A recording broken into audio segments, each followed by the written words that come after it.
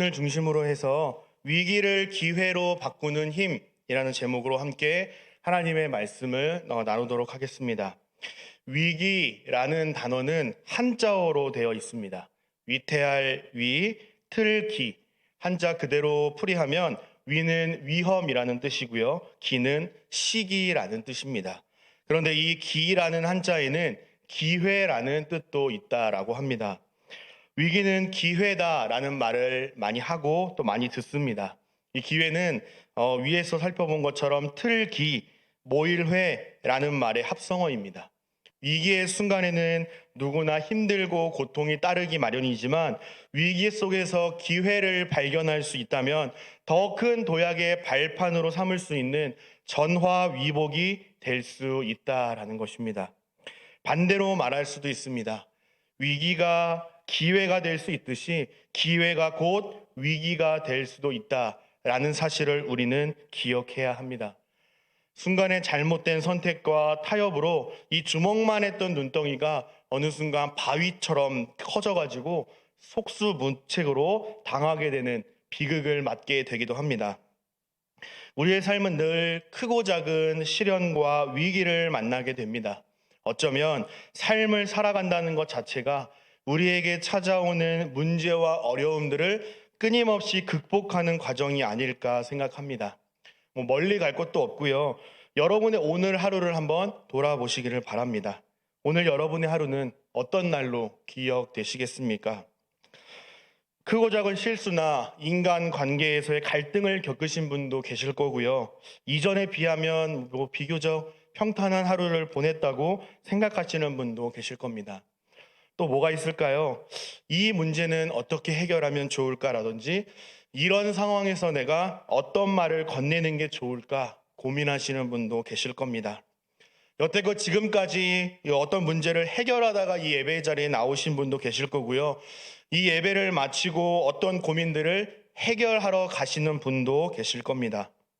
이처럼 우리는 원하든 원치 않든 사소한 고민들부터 골치 아픈 큰 문제들까지 극복하는 삶을 살아가고 있습니다.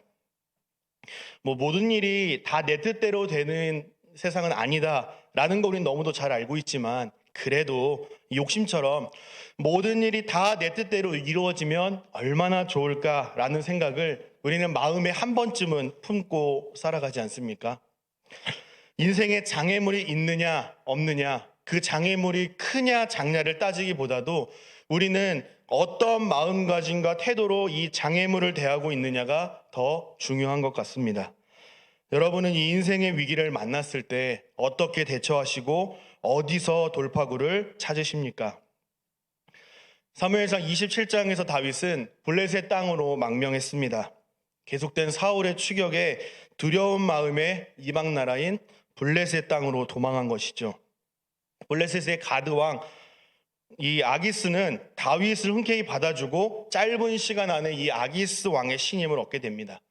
이런 배경 속에서 오늘 본문은 블레셋과 이스라엘이 전쟁을 준비하고 있습니다. 1절 말씀을 보시면 블레셋 사람들은 그들의 모든 군대를 아벡에 모았고 이스라엘 사람들은 이스라엘에 있는 샘 곁에 진쳤더라라고 기록하고 있습니다.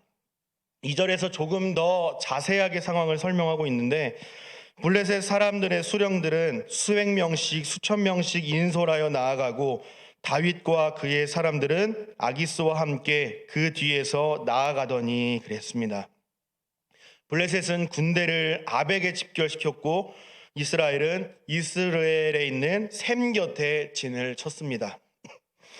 다윗은 지금 굉장히 난감한 상황입니다. 가드와 아기스는 이스라엘 영웅 다윗이 블레셋으로 망명해서 이제는 자신의 충성된 신하가 되었다라고 확신했습니다. 다윗은 생명을 부지하기 위해서 아기스 왕에게 거짓된 충성을 다했을 뿐인데 아기스 왕은 어떻게 반응합니까? 다윗을 신뢰하고 이스라엘과의 전쟁에 다윗을 동참시키고자 합니다.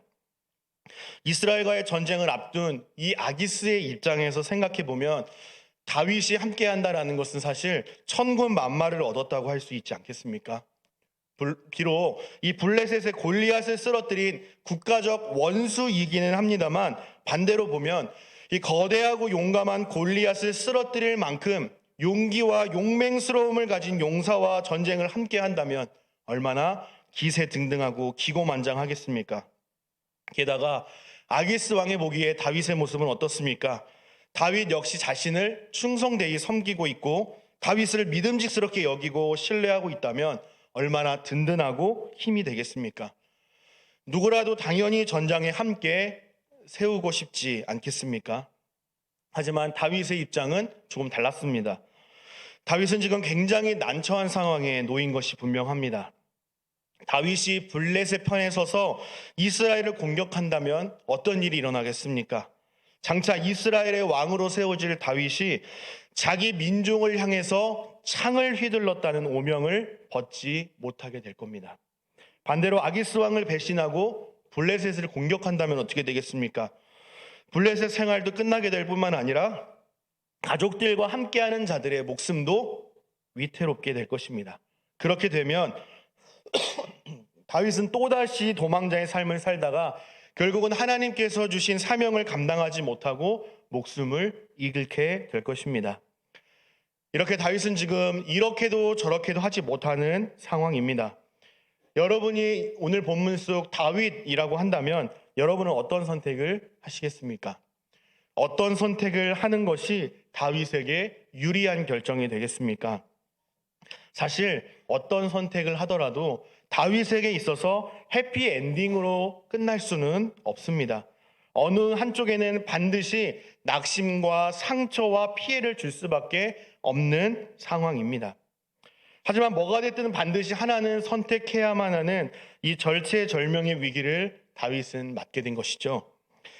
여러분, 무엇이 다윗을 이렇게 궁지로 몰아넣은 걸까요?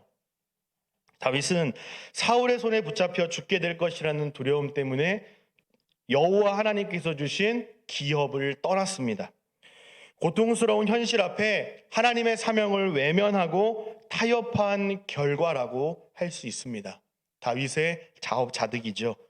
사랑하는 여러분, 이처럼 한 번의 작은 타협이 우리를 절망에 빠뜨리는 무시무시한 결과를 가져올 수 있다는 사실을 기억하시기를 바랍니다. 우리는 사무엘상 15장에서 아말렉과의 전쟁에 임하는 사울의 태도를 함께 살펴본 바 있습니다. 하나님은 아말렉 사람과 가축들을 모두 다 진멸하라라고 명령하셨는데 사울은 어떻게 하죠? 하나님의 말씀에 온전히 순종하지 않습니다. 하나님의 명령에 자신의 생각을 섞죠. 자신의 생각과 판단을 의지하여서 타협한 결과 하나님께 어떠한 평가를 받게 됩니까? 내가 사울을 왕으로 세운 것을 후회했다라고 하나님께 버림받은 인생으로 그는 추락하고 맙니다. 다윗도 하나님의 기업을 떠나서 블레셋으로 망명한 이후부터는요, 하나님이 아닌 다른 데로 눈을 돌리기 시작합니다. 여러분 한번 생각해 보시기를 바랍니다. 장차 이스라엘의 왕이 될 사람이라고 한다면 두려움과 문제 앞에서 어떤 반응을 보여야 맞겠습니까? 하나님께 기도하고 하나님의 뜻을 구하고 하나님의 도우심을 구했어야 하지 않겠습니까? 사실 이러한 모습이 원래 다윗의 모습이었습니다. 다윗은 늘 하나님께 묻고 하나님의 뜻을 구하고 묻고 또 물었던 하나님의 사람이었습니다. 사무엘상 23장 그일라 사건까지는 하나님께 질문했던 다윗이었습니다. 그런데 그 이후부터는 하나님을 찾았다거나 하나님을 구했다라거나 하나님의 도우심을 구했다라는 기록을 사무엘상 23장 이후부터는 찾아볼 수가 없습니다. 사무엘상 23장에 보면 블레셋 사람이 그일라를 쳐서 타작마당을 탈취했다고 그일라 사람들이 다윗에게 도움을 요청한 사건이 기록되어 있습니다. 당시 다윗은 이스라엘의 왕도 아니었고요, 사울을 피해서 일행들과 함께 도망 다니던 도망자 처지였습니다. 다시 말해서 다윗은 그일라 사람들을 도와줄 책임과 의무가 없었던 사람이라는 말입니다. 이것은 분명히 이스라엘의 왕 사울에게 맡겨진 책임과 의무였습니다. 그런데 사울이 아닌 다윗을 찾아갔다라는 것은 무슨 말입니까? 사울은 지금 자신의 백성들을 구원해 줄 마음이 전혀 없고 누구의 꽁무니만 쫓아다니고 있습니까? 다윗의 꽁무니만 쫓아다니고 있죠. 그래서 그일랏 사람들은 너무 힘들고 힘든 나머지 다윗을 찾아와 구원해 주십시오라고 요구합니다. 그러나 다윗은 어떻습니까? 그일라를 가서 구원한다라고 한다면 다윗은 어떻게 되겠습니까? 도망자 처지에서 자신의 위치가 발각되고 사울은 다윗을 쫓아 그를 제거하려고 할 것입니다. 그일라 사람들의 도움 요청에 다윗은 어떻게 반응했는지 기억나십니까? 다윗이 여호와께 묻자와 이르되. 다윗은 여호와께 하나님의 뜻을 물었습니다. 한 번도 아니고 재차 하나님의 뜻을 물었습니다. 하나님, 칠까요? 그래, 올라가라. 하나님, 다시 한번 묻겠습니다. 제가 칠까요? 다윗은 하나님의 뜻을 묻고 또 물었습니다. 그리고 하나님의 때, 하나님의 대답을 기다리는 성숙한 모습을 보였던 자였습니다. 그런데 이 그일라를 구원한 사건 이후부터는 다윗이 하나님의 뜻을 구했다라는 기억이 없습니다. 하나님은 잠시 제쳐두고 하나님을 찾지 않습니다. 하나님의 사람이 하나님을 찾지 않기 시작합니다. 하나님이 아닌, 하나님의 뜻이 아닌 자신의 판단을 의지해서 생각하고 결정하고 행동에 옮겼습니다. 그래, 이번 한 번만 어떻게 잘 넘겨보자. 이번 위기만 어떻게 딱 한 번 잘 넘겨보자. 당장 눈앞에 놓인 시급한 문제를 해결하기 위해서 현실과 타협하고 블레셋으로 망명한 것 아닙니까? 타협했다라는 것은 뭡니까? 다윗이 곧 하나님을 전적으로 신뢰하지 못했다라는 증거이기도 합니다. 여러분, 인간은 두려움을 느낄 수밖에 없는 존재입니다. 두려움이라는 것은요, 인간이 당연히 느낄 수 있는 기본 감정 중에 하나입니다. 두려움이라는 감정을 느끼는 것 자체가 문제가 아니라 하나님의 사람이 두려운 마음이 들 때에 하나님을 찾지 않는다라는 게 큰 문제입니다. 그러니 다윗의 암흑기라고 할 수 있습니다. 사랑하는 여러분, 별다른 게 영적 암흑기가 아닙니다. 하나님의 말씀이 안 믿어지고 하나님이 살아계신 것 같지 않고 하나님이 나와 함께 하시지 않는다라는 어떤 거창한 것이 영적 암흑기가 아닙니다. 내 인생에 하나님의 흔적들이 점점 지워져서 하나님이 보이지 않는 것이 영적인 암흑기고요. 하나님보다 내가 더 크게 보이고 하나님보다 내가 더 앞서게 될 때, 하나님의 말씀보다 내 생각과 내 지혜가 더 크게 느껴질 때, 그것이 바로 영적인 암흑기라고 할 수 있습니다. 혹시 여러분은 영적인 암흑기에 있지는 않으십니까? 영적인 암흑기에 접어든 자들이 보이는 특징이 있습니다. 예배의 자리, 기도의 자리, 말씀의 자리를 떠납니다. 교회 공동체와 멀어지죠. 왜 그렇죠? 그렇게 피로를 못 느끼는 겁니다. 왜요? 하나님 없이도 충분히 살아갈 수 있으니까요. 성도의 교제를 피합니다. 다른 데는 다 가는데 하나님을 주제로 하는 어떤 대화나 모임에는 가기를 꺼려합니다. 불편한 것이죠. 더 큰 문제가 있습니다. 내 신앙에는, 내 믿음에는 문제가 없는데 내가 생각하기에 하나님과의 관계는 전혀 문제가 없다라고 느낀다는 게 큰 문제입니다. 내 신앙에는 문제가 없는데 지금 상황과 현실이 좋지 못하니까 내가 교회에 나가지 못하는 거지 나의 믿음과 하나님과의 관계가 전혀 문제가 없다라고 자신만의 정당한 이유를 제시한다는 게 큰 문제입니다. 진짜 문제가 무엇인지 모르기 때문에 문제의 접근부터가 틀렸으니까 문제를 해결하는 해결책까지도 틀어져 버리는 것이죠. 그러니 해결은커녕 악순환이 계속 반복되는 것입니다. 여러분, 이게 영적인 암흑기가 아니면 무엇이 영적 암흑기라고 할 수 있겠습니까? 설교 서두에서 말씀드린 것처럼 위기가 기회가 될 수 있지만 기회가 곧 위기가 될 수 있다는 사실을 다시 한번 기억하시기를 바랍니다. 어떠한 선택을 하는지도 물론 정말 중요하지만 무엇을 기준으로 선택하는지도 매우 중요합니다. 카터 콜론이라는 목사님은 두려움이 우리를 지배하려고 할 때 그 흐름에 자신이 떠내려가지 않도록 내버려 두지 말라라고 조언합니다. 하나님을 주목하고 말씀과 기도로 충전하고 다시 영적인 흐름을 붙잡을 수 있도록 영적인 주도권을 잡으라라고 권면합니다.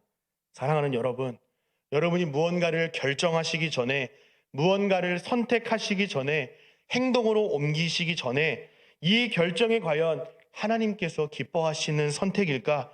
예수님이라면 어떻게 하셨을까? 잠시 멈추어 서서 하나님의 관점에서 단 5초라도 10초라도 하나님의 뜻을 구하고 행동으로 옮길 수 있는 저와 여러분 되시기를 바랍니다.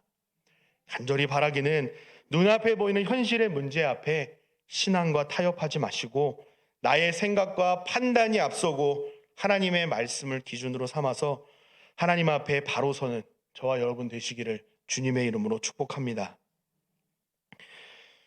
아기스 왕은 이스라엘과의 전쟁에 다윗을 동참시키고자 합니다. 다윗도 아기스 왕의 뜻대로 전쟁터로 향하는 결정을 내립니다. 사울이 추격하는 현실과 타협해서 블레셋으로 망명한 결과 자기 민족을 향해서 창을 휘둘려야 하는 상황에 다윗은 놓이게 된 겁니다. 그런데 블레셋의 방백들이 다윗의 출정에 반대합니다. 그와 함께 전쟁에 나갈 수 없다라고 서둘러서 그의 처소로 내려가게 하라고 다윗의 출정을 적극적으로 반대합니다. 다윗을 향한 이 아기스와 다른 방백들의 의견 충돌이 일어난 것이죠. 다윗을 향한 블레셋 방백들의 평가는 무엇입니까? 오늘 본문 3절에 보니까 히브리 사람들이 무엇을 하려느냐라고 말합니다. 여기서 히브리 사람은요, 이스라엘을 비방할 때 쓰는 아주 부정적인 용어입니다. 마치 일제강점기 시절에 우리의 민족성을 비하하는 표현이 있지 않습니까? 반대로 우리도 일본 사람을 비하하는 그 표현이 있습니다. 그것과 비슷한 것이죠. 히브리 사람이요. 아기스는 이 방백들에게 다윗의 의로움을 강조하는데 3절 하반절에 보니까 그가 나와 함께 있은즉 여러나 여러 해로 돼 그가 망명하여 온 날부터 오늘까지 내가 그의 허물을 보지 못했다라고 다윗을 변호합니다. 아기스의 강한 주장에도 불구하고 다른 방백들은 다윗이 전장에서 우리를 배신하고 사울의 편에 서서 역공을 펼칠 것이라 생각하고 다윗이 절대 우리와 함께 전쟁에 참여해서는 안 됩니다라고 거세게 반대합니다. 4절을 보니까 블레셋 사람의 방백들이 그에게 노한지라 블레셋 방백들이 그에게 이르되 이 사람을 돌려보내어 왕이 그에게 정하신 그 처소로 가게 하소서. 그는 우리와 함께 싸움에 내려가지 못하리니 그가 전장에서 우리의 대적이 될까 하나이다. 그가 무엇으로 그 주와 다시 화합하리이까? 이 사람들의 머리로 하지 아니하겠나이까? 라고 말합니다. 여러분, 블레셋은 이전에도 살펴보았지만 하나의 국가가 아닙니다. 블레셋은 5 방백에 의해서 부족별로 다스리는 연합 국가입니다. 5 방백이 다스리는데 그 중에 대표격이 이 아기스 왕입니다. 아기스는 물론 큰 영향력을 가지고 통치하고 있지만 다른 방백들의 영향력 또한 대단해서 아기스의 마음대로 고집하고 밀어붙일 수만은 없었습니다. 아기스 왕은 다윗이 상처받지 않도록 다윗을 불러서 자신의 솔직한 마음을 전합니다. 다윗을 정직한 자라고 내게서 악을 찾지 못했다라고 다윗의 의로움을 강조합니다.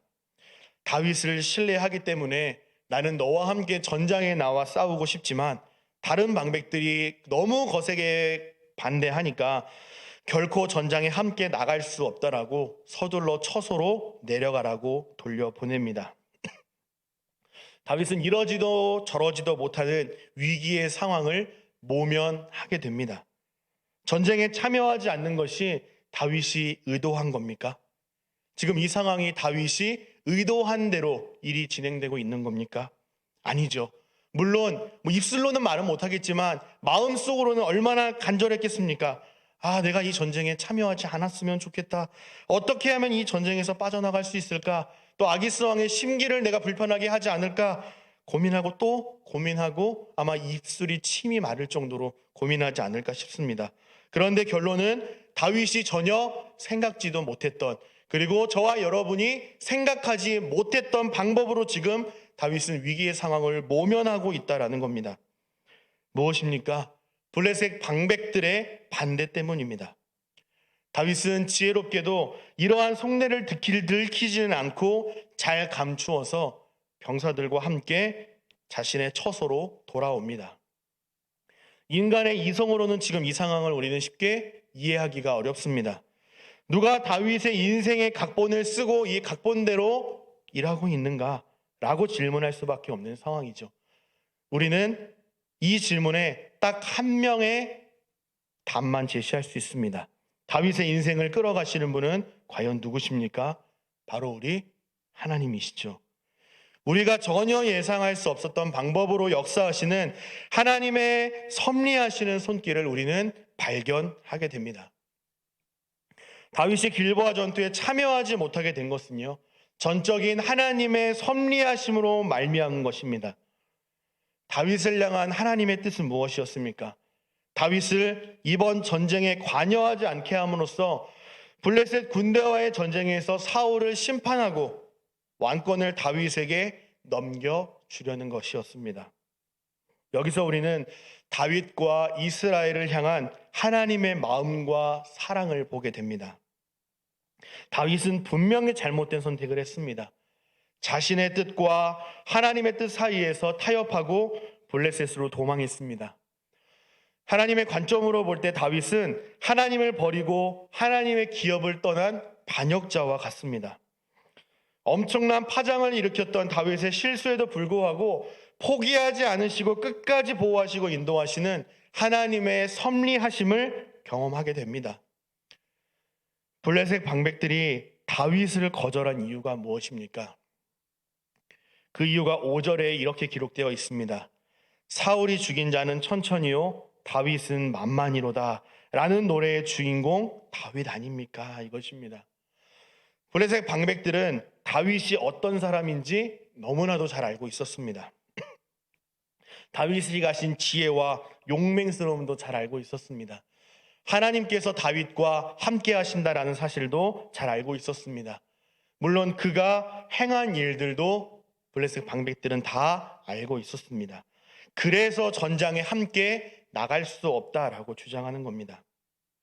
여러분, 블레셋의 구척 장수 골리앗을 쓰러뜨린 상황에서 사무엘상 17장에서 사울은 천천히요 다윗은 만만이라 라는 이 노래는요 이스라엘 백성들에게는 승리의 찬가였고 기쁨의 환호였습니다.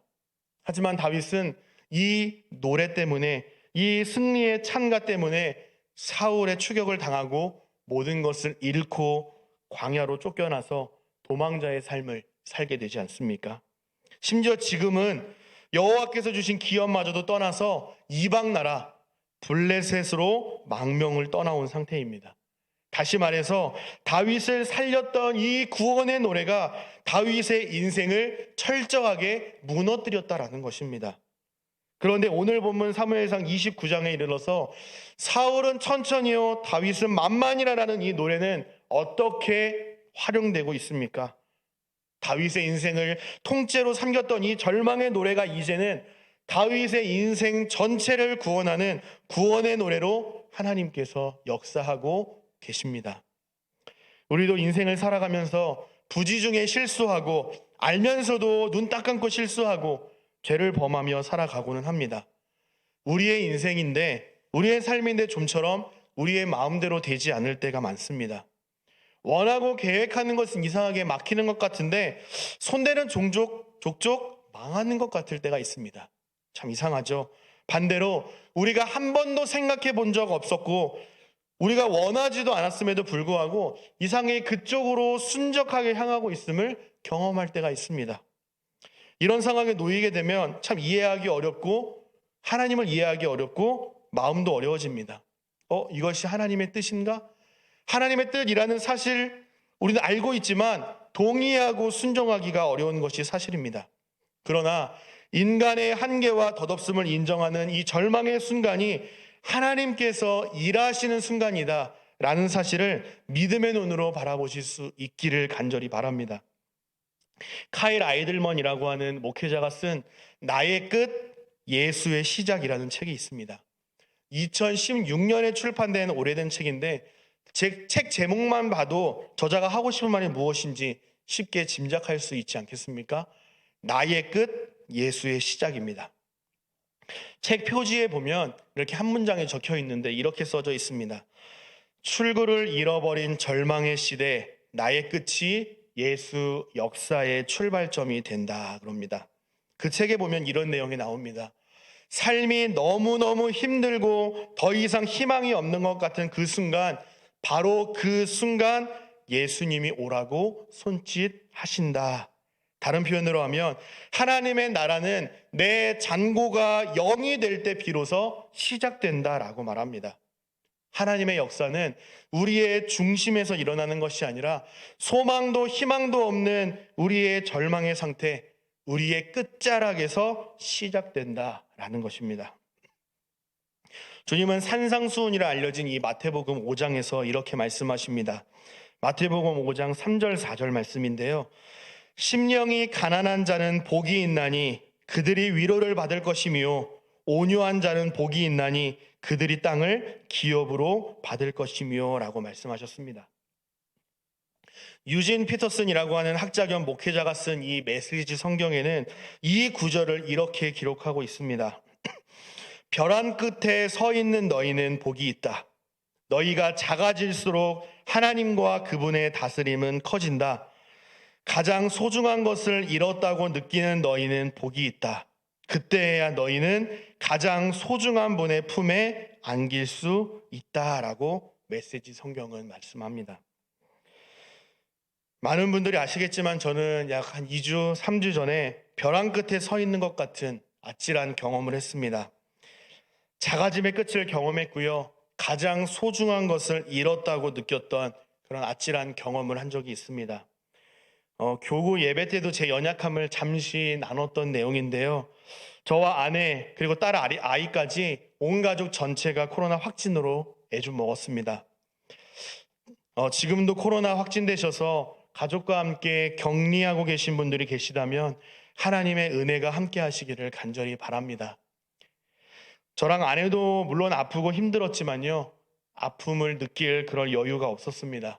왜냐하면 이제 겨우 뒤집을랑 말랑하는 이 5개월 된 아이가 코로나 확진이 되어서 거의 3, 4일 동안 열이 39도, 40도까지 오르더니 이것저것 할 수 있는 것은 다 해봐도 열이 떨어질 기미가 보이지 않았습니다.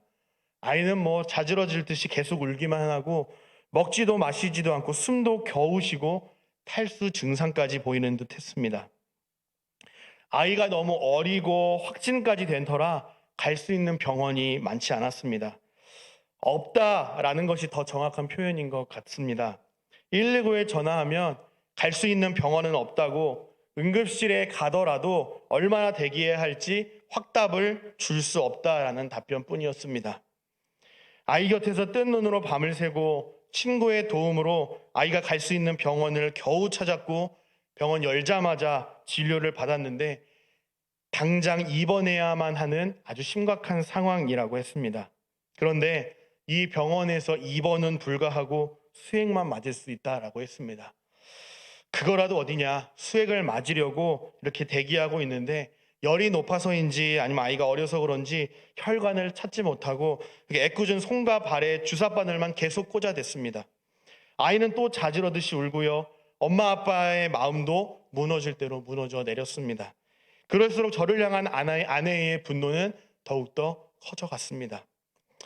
결국 그 병원에서는 수액을 놓기가 어렵다라고 판단하고 소견서를 써줄 테니까 보건소를 통해서 격리병동에 가서 치료를 받으라는 통보를 받고 병원에서 한참을 대기하다가 집으로 와서 캐리어에 짐을 싸기 시작했습니다. 1시간, 2시간, 3시간, 4시간이 지나도 보건소에서는 연락이 없었습니다. 연락이 와도 혹시 어떤 병원에서 연락 온 적이 없습니까? 확인만 할 정도였습니다. 그럴수록 아이는 점점 더 숨쉬기를 곤란해했습니다. 저는 정말로 하나님께서 데려가시는 줄 알았습니다. 숨을 거의 안 쉬듯 했기 때문이죠. 아내도 고통스러워하는 이 아이의 모습을 보면서 얼마나 마음이 아프고 답답했겠습니까? 어쨌든 제가 온 가족에게 바이러스를 옮긴 슈퍼 전파자였고 보건소나 병원의 연락을 기다리는 것, 아이의 상태를 살피고 아내의 눈치를 살피는 것 말고는 제가 할 수 있는 것이 아무것도 없었습니다. 물론 그전에도 하나님께 간절히 기도하고 있었지만 제 한계와 무능함을 인정하고 벼랑 끝에 서 있는 것 같은 이 절망의 순간에 더욱더 하나님을 간절히 찾게 되었습니다. 하나님을 찾을 수밖에 없었습니다. 그때 하나님의 마음이 저에게 전해졌고 하나님의 은혜 가운데 코로나 치료 전담 소아과 병원을 알게 되어서 왕복 한 2-3시간 정도 걸리는 그곳에 가서 감사하게도 수액도 잘 맞고 빠르게 회복되어서 지금도 예쁘고 건강하게 잘 회복 중에 있습니다. 할렐루야죠. 고린도전서 10장 13절에 이런 말씀이 있습니다. 사람이 감당할 시험 밖에는 너희가 당한 것이 없나니 오직 하나님은 미쁘사 감당하지 못할 시험 당함을 허락하지 아니하시고 시험 당할 즈음에 또한 피할 길을 내사 너희로 능히 감당하게 하시느니라 라고 사도 바울은 말합니다. 감당할 시험으로 말미암아 하나님을 더욱더 찾게 하시고 하나님의 은혜를 찐하게 경험시켜 주셨습니다. 저는 지금도 이 아이를 볼 때마다 거실에 놓이는 소파를 볼 때마다 그날의 기억이 떠올라서 여전히 두렵기도 합니다.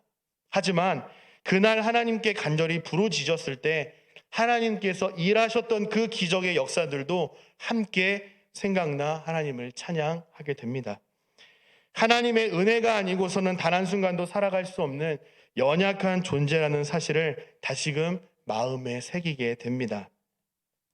여러분도 저와 같은 인생의 고난과 이 이해할 수 없는 시련과 역경을 경험하신 적이 있으실 것이라 생각합니다. 지금도 고난과 위기 가운데에 계시는 분도 계실 것이라 생각합니다. 통과하는 과정은 굉장히 서럽고 고통스럽습니다. 그러나 우리의 한계와 연약함을 인정하고 하나님의 은혜를 간절히 구하며 나아갈 때 하나님의 역사가 시작된다라는 사실을 기억하시기를 바랍니다. 하나님의 메신저 이 전대진 작가가 쓰임받는 크리스천이 인생에 닥친 위기를 대하는 법, 부제로 믿음으로 위기를 돌파하는 법이라는 글을 썼습니다. 한번 잘 들어보시기를 바랍니다.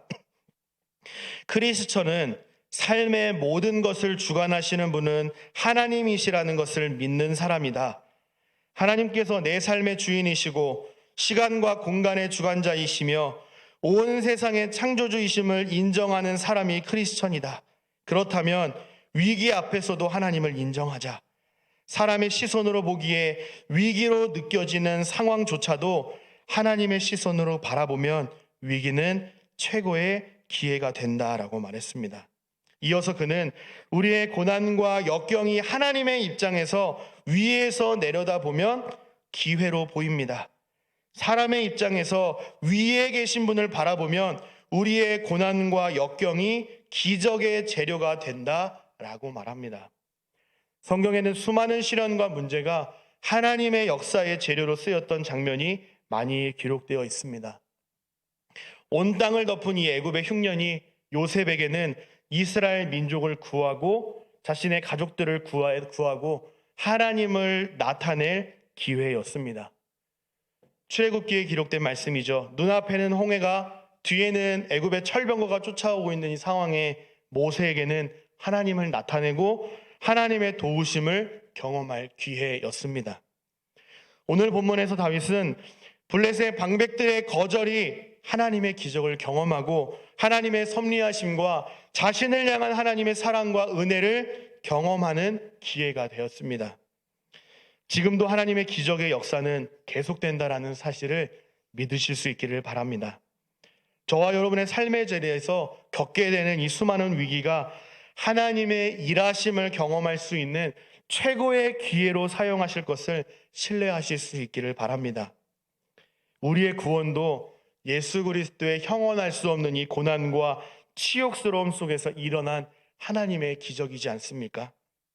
예수님은 우리에게 하나님의 자녀가 되는 구원을 선물로 주시고자 인간의 대표자요 노예요 죄인으로서 십자가에서 우리 대신 죽임을 당하셨습니다. 우리를 구원하시기 위해서 하나님의 자녀 삼아 주시기 위해서 자신을 기꺼이 내어주셨습니다. 사랑하는 여러분, 오늘 설교 제목이 위기를 기회로 바꿀 수 있는 힘입니다. 위기를 기회로 바꿀 수 있는 힘은 사실 우리 안에 없습니다. 우리는 밖으로부터 오는 힘을 공급받아야만 합니다. 우리를 향한 하나님의 계획과 일하심을 경험하게 될 때 위기가 기회가 되는 힘과 은혜를 공급받을 수 있고, 그때 비로소 하나님의 은혜를 경험할 수 있게 됩니다. 3주 뒤 다음 시간에 사무엘상 30장에서 좀 더 자세히 살펴보겠지만, 하나님의 섭리하심과 사랑과 은혜를 경험한 이 영적 침체기였던 다윗은 비로소 하나님을 찾고 하나님의 도우심을 구하는 인생으로 회복됩니다. 사무엘상 30장 8절 상반절에 다윗이 여호와께 묻자와 이르되라고 되어 있습니다. 우리 한 장만 넘기셔서 사무엘상 30장 6절 말씀을 함께 읽어보도록 하겠습니다. 사무엘상 30장 6절 말씀입니다. 함께 한 목소리로 읽어보겠습니다. 시작.